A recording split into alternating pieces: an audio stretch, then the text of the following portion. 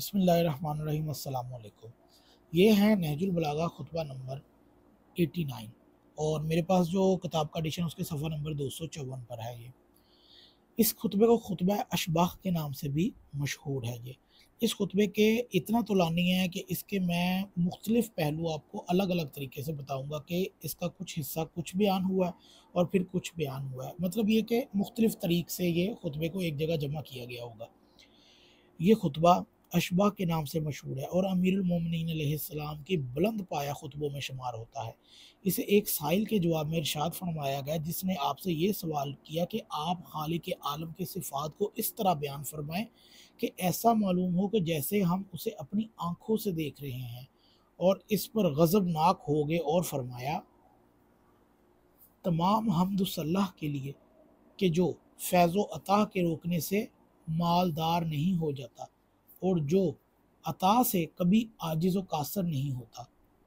اس لیے کہ اس کے سوا ہر دینے والے کے یہاں داد و دہش سے کمی واقع ہوتی ہے اور ہاتھ روک لینے سے انہیں برا سمجھا جا سکتا ہے۔ وہ فائدہ بخش نعمتوں اور عطیوں کی فراوانیوں اور روزیوں کی تقسیم سے ممنوع احسان بنانے والا ہے۔ ساری مخلوق اس کا کنبہ ہے، اس نے سب کے رزق کا ذمہ لیا ہے، وہ سب کی روزیاں مقرر کر رکھی ہیں، اس نے اپنے خواہش مندوں اور نعمت کے طلبگاروں کے لیے راہ کھول دی ہے۔ وہ دست طلب کے نہ بڑھنے پر بھی اتنا ہی کریم ہے جتنا طلب و سوال کا ہاتھ بڑھنے پر۔ وہ ایسا اول ہے کہ جس کے لیے کوئی قبل ہے ہی نہیں کہ کوئی شے اس سے پہلے ہو سکے، اور ایسا آخر ہے کہ جس کے لیے کوئی بعد ہے ہی نہیں تاکہ کوئی چیز اس کے بعد فرض کی جا سکے۔ وہ آنکھ کی پتلیوں کو دور ہی سے روک دینے والا ہے کہ وہ اسے پا سکے اور یا اس کی حقیقت معلوم کر سکے۔ اس پر زمانہ کے مختلف دور نہیں گزرتے کہ اس کے حالات میں تغیر و تبدیل پیدا ہو۔ وہ کسی جگہ میں نہیں ہے اس کے لیے نقل و حرکت صحیح ہو سکے۔ اگر وہ چاندی اور سونے جیسی نفیس دھاتوں کہ جنہیں پہاڑ کے مدن یعنی کہ لمبی لمبی سانسیں بھر کے اچھال دیتے ہیں، اور بکھرے ہوئے موتی مرجان کی کٹی ہوئی شاخیں کہ جنہیں دریاؤں کی سیپیاں کھلکھلا کر ہنستے ہوئے اگل دیتی ہیں، بخش دے تو اس سے اس کے جود و عطا پر کوئی اثر نہیں پڑتا، اور نہ ہی اس کی دولت کا ذخیرہ اس سے ختم ہو سکتا ہے، اور اس کے پاس پھر بھی انعام و کرام کے اتنے ذخیرے موجود رہیں گے جنہیں لوگوں کی مانگ ختم نہیں کر سکتی، اس لیے کہ وہ ایسا فیاض ہے کہ جسے سوالوں کا پورا کرنا مفلس نہیں بنا سکتا بے شک، اور گر گرا کر سوال کرنے والے کا حد سے بڑا ہوا اصرار بخل پر آمادہ نہیں کر سکتا۔ اے اللہ کی صفتوں کو دریافت کرنے والے، دیکھو کہ جن صفتوں کا تمہیں قرآن نے پتہ دیا ہے ان میں تم ان کی پیروی کرو اور اسی کے نور ہدایت سے قصب ضیاء کرتے رہو، اور چیزوں کو قرآن میں واجب نہیں تو نہ سنت پیغمبر اور ائمہ ہدا میں ان کا نام و نشان ہے، اور صرف شیطان کے اس کے جانے کی تمہیں زحمت دی ہے، اس کا علم اللہ ہی کے پاس رہنے دو، اور یہی تم پر اللہ کے حق کی آخری حد ہے۔ اور اس بات کو یاد رکھو کہ علم میں راسخ و پختہ لوگ وہی ہیں جو غیب کے پردوں میں چھپی ہوئی ساری چیزوں کا اجمالی طور پر اقرار کرتے ہیں اور ان پر اعتقاد رکھتے ہیں، اگرچہ ان کی تفسیر و تفصیل نہیں جانتے، اور یہی اقرار انہیں غیب پر پڑنے ہوئے پردوں میں ورانہ گھسنے سے بے نیاز بنائے ہوئے ہے۔ اور اللہ نے اس بات پر ان کے مداح کی ہے کہ جو چیزیں ان کے احاطہ علم سے باہر ہوتی ہیں اس کی رسائی سے اپنے عجز کا اعتراف کر لیتے ہیں، اور اللہ نے جس چیز کو حقیقت سے بحث کر کے تکلیف نہیں دی اس میں تعمق و کاوش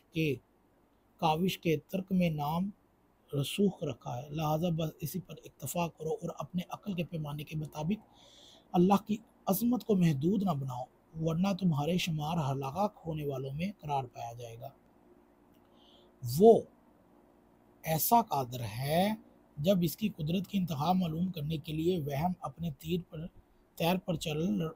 چل رہا ہو اور فکر ہر طرح کے وسوسوں کا اڈھیر بند سے آزاد ہو کر اس کے قلمرو مملک کے گہرے بھیدوں پر آگاہ ہونے کے در پہ ہو، اور دل اس کی صفتوں کی کیفیت سمجھنے کے لیے والہانہ طور پر دوڑ پڑے ہوں، اور ذات الہی کے جاننے کے لیے عقلوں کی جستجو اور تلاش کی راہیں حد بیان سے زیادہ دور چلی گئی ہوں، تو اللہ اس کے وقت جب وہ غیب کے تیرگیوں کے گڑھوں کو عبور کر رہی ہوتی ہیں، ان سب ناکامیوں کے ساتھ پلٹا دیتا ہے۔ چنانچہ جب اس طرح منہ کی کھا پلٹتی ہے تو انہیں یہ اعتراف کرنا پڑتا ہے کہ ایسی بے راویوں سے ان کی معرفت کا کھوج نہیں لگایا جا سکتا، اور نہ ہی فکر و پیما کے دلوں میں اس کی عزت و تمکنت اور جلال کا ذرا سا شعبہ آ سکتا ہے۔ وہ وہی ہے جس نے مخلوق کو ایجاد کیا بغیر اس کے کہ کوئی مثال اپنے سامنے رکھتا، اور بغیر اس کے کہ اپنے سے پہلے کسی اور خالق و معبود کو بنائی ہوئی چیزوں کا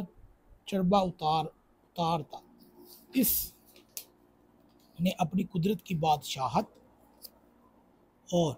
ان عجیب چیزوں کا واسطے سے کہ جس میں اس کی حکمت و دانائی کے آثار ہیں منہ سے بول رہے ہیں، مخلوق کے اس اعتراف سے کہ وہ اپنے رکنے تھمنے میں اس کے سہارے کی محتاج ہے، ہمیں وہ چیز دکھائی ہے کہ جنہوں نے قہر و دلیل قائم ہونے کے بعد کے دباؤ سے اس کی معرفت کی طرف ہماری رہنمائی کی ہے، اور اس کی پیدا کرتا عجیب و غریب چیز میں اس کی صنعت اور اس کے نقش و نگار اور حکمت کے آثار نمایاں اور واضح ہیں۔ چنانچہ ہر مخلوق اس کی ایک حجت ہے اور ایک برہان بن گئی ہے، چاہے وہ خاموش مخلوق ہو، مگر اللہ کی تدبیر و کارسازی کی ایک بولتی ہوئی دلیل ہے، اور ہستی سانے کی طرح اس کی رہنمائی ثابت و برقرار ہے۔ میں گواہی دیتا ہوں کہ جس نے تجھے تیری ہی مخلوق سے، اس کے اعضاء کے الگ الگ ہونے سے، تیری حکمت کی کارسازیوں سے، گوشت و پوست میں ڈھکے ہوئے جن جوڑوں سے سروں کو ملنے میں تشبیہ دی، اس نے اپنے چھپے ہوئے ضمیر کی تیری معرفت سے وابستہ نہیں کیا۔ اس کے دل کو یہ یقین چھو بھی نہیں گیا کہ تیرا کوئی شریک نہیں۔ گویا اس نے پیروکاروں کا یہ قول نہیں سنا جو اپنے مقتدوں سے بیزاری چاہتے ہوئے یہ کہیں کہ خدا کی قسم ہم تو قطعاً ایک کھلی ہوئی گمراہی میں تھے کہ جب ہم نے سارے جہاں کے پالنے والے کے برابر تمہیں ٹھہرایا کرتے تھے۔ وہ لوگ جھوٹے ہیں جو مجھے دوسروں کے برابر سمجھ کر اپنے بتوں سے تشبیہ دیتے ہیں، اور اپنے وہم سے تجھے مخلوقات کی صفتیں جوڑ دیتے ہیں، اور اپنے خیال میں اس طرح تیرے حصے بکھرے کرتے ہیں جس طرح مجسم چیزوں کو جوڑ بند الگ الگ کیے جاتے ہیں، اور اپنی عقلوں کی سوجھ بوجھ کے مطابق تجھے مختلف قوتوں والی مخلوقات پر قیاس کرتے ہیں۔ میں گواہی دیتا ہوں کہ جس نے تیری مخلوق میں کسی کے برابر جانا، اس نے تیرا ہمسر بنا ڈالا، اور تیرا ہمسر بنانے والا تیری کتاب کے محکم آئینوں کے مضامین اور ان کے حقوق کا جنہیں تیری طرف کے روشن دلائل واضح کر رہے ہیں منکر ہے۔ تو وہ اللہ ہے جس کے عقلوں کی حد میں گھر نہیں سکتا کہ ان کی سوچ بچار کے زد پر آ کر کیفیات کو قبول کر لے، اور نہ ان کے غور و فکر کی جولانیوں میں تیری سمائی ہے کہ تو محدود ہو کر اس کی فکری تصرفات کا پابند بن جائے۔ یہ تھا اس خطبے کا ایک حصہ۔ آنے والی ویڈیو میں ہم اس کو آگے سے پڑھیں گے۔